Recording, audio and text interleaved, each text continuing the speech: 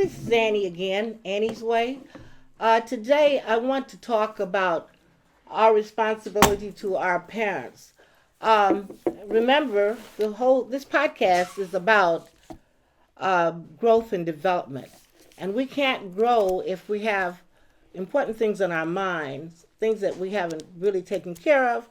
So I thought about parents, senior citizens. When you have parents, we have responsibilities to them, and we want to be sure that they're on their way and they're cared for so we can move on with our lives. But I want to do a little review first. Remember, I mentioned it the first time I talked, I believe, that you can become who you want to be. You will have to assess where you are presently and discover what is necessary to get you where you want to go. So now I want to get back to parents. Sometimes we are trying to achieve or accomplish things, and then we realize that we have to wonder what's going on with our parents. So we need to develop a relationship with the parents. Sometimes when things change for parents, even though they might not be older, their lifestyle might have changed. Like when parents retire, uh, they undergo changes. When a spouse is deceased, now you have a parent who is alone, and you might have to decide whether or not this parent can afford to be alone, and is this parent making some good choices. I find that what really helps is that if you have parents, and especially if you just have one, because maybe one has died or maybe they separated, then you might want to establish some relationship with their friends. You might want to make sure that your parent friends have access to you, and that you have numbers that you can call them, because that way, if there's a change in the life of a parent, a friend could let you know. And it's not so much as spying on them, but it's just being aware of your parents' needs. Too many times, parents end up in nursing homes not because they need to be there, but because they undergo drastic changes and nobody bothers to see how they're adjusting to the change. I find that I used to visit nursing homes a lot. They're somewhat depressing, and for a person to retire and end up having to go to a nursing home, uh, that's that's that's not good. And I think that should be like the last resort. But then again, you don't want your parents to feel like they can move in with you, because you have your life too, and parents don't usually fit in with their children's lifestyle. I, as well as I love my children, I would not want to have to live with either one of them. But I like knowing that they're around or they're accessible, and I like the freedom of coming and going as I choose. So we don't want to treat parents like little old children, but we do want to let them know that we're there for them and that we support them.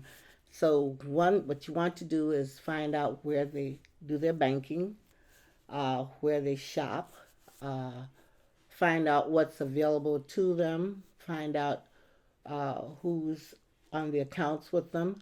Uh, it doesn't have to be you, but whoever's on the account with them should be a responsible person.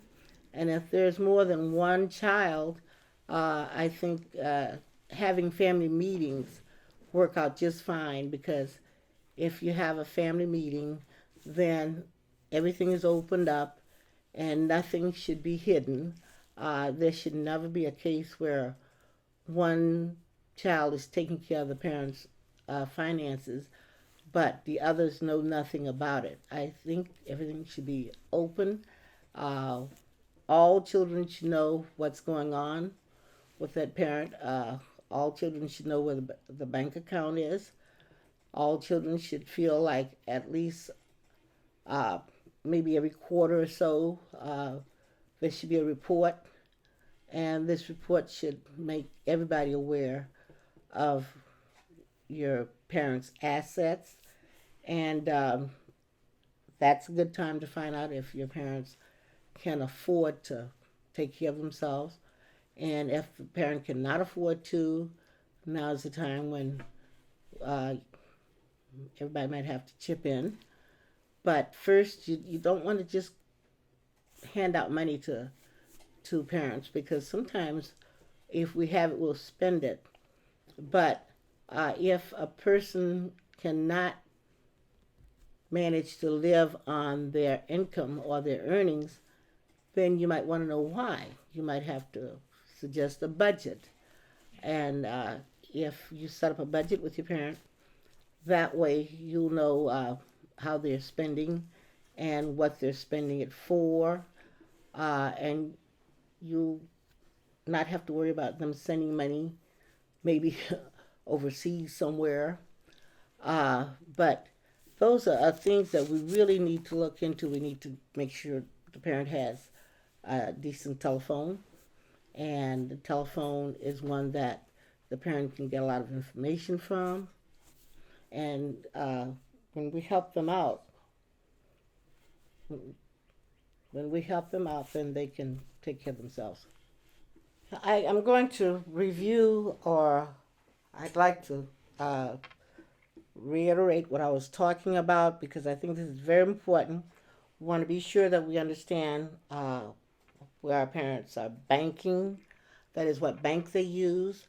They might have more than one retirement check coming in, and you want to know if both the checks are going, all checks are going to the same account, how many banks are being used, and you want to become familiar with the people at the bank too, so that you might be able to have your parents to give you permission to at least discuss what's going on. And we need to know the doctor, especially the primary care doctor. And if your parent has a good primary care doctor, most likely he will take care of your parent, and he'll be sure that uh, they're getting the proper testing.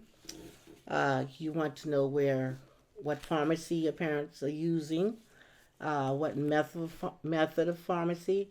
You might have a pharmacy that delivers, or you might have a pharmacy that your parents can just drive through. So you want to know about that. You want to be sure that your parents have budgets that are within their means. You don't want your mother or father to have maybe a caviar taste and on a hot dog budget. So you want to be sure that the budget can withstand uh, the lifestyle.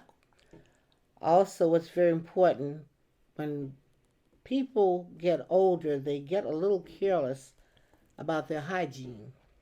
So you might want to be sure that your parents are on top of the hygiene, and you might want to be sure that they establish a certain time that you know that they're taking care of it. You might have somebody to come in to assist them. And diet is very important too.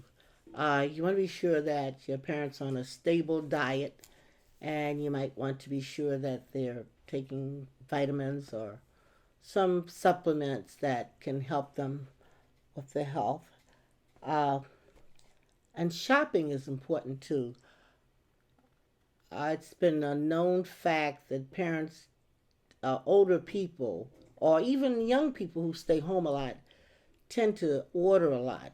And without even knowing, they order things they don't need, and they buy these things. Sometimes they don't even open them.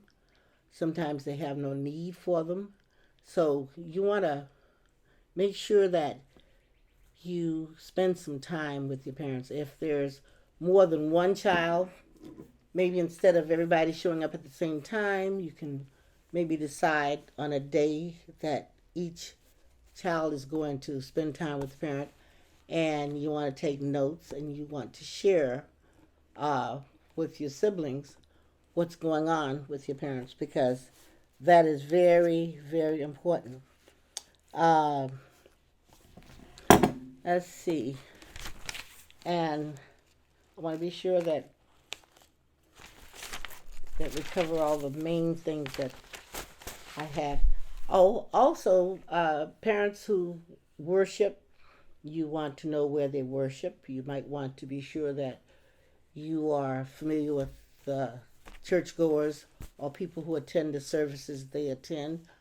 In other words, you want to have communication with the people who communicate with your parent.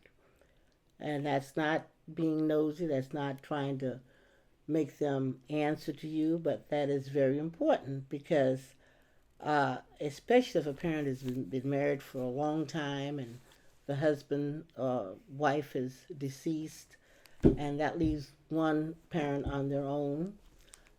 You want to be sure that that parent has the support he or she needs. And when it comes down to the parent's finances, you want to know because we all know there's a lot of catfishing going on, and uh, older people are usually the ones that are victims of catfishing. Uh, Also, we have some parents that might want to be a cougar. I don't know which is. I think I'd rather be a cougar than to be catfished because. But when we reach a certain age, it's best to leave the cougaring alone, and it's best to be careful meeting people online or running into people, or even neighbors sometimes can take advantage by just popping in or showing up or wanting to borrow.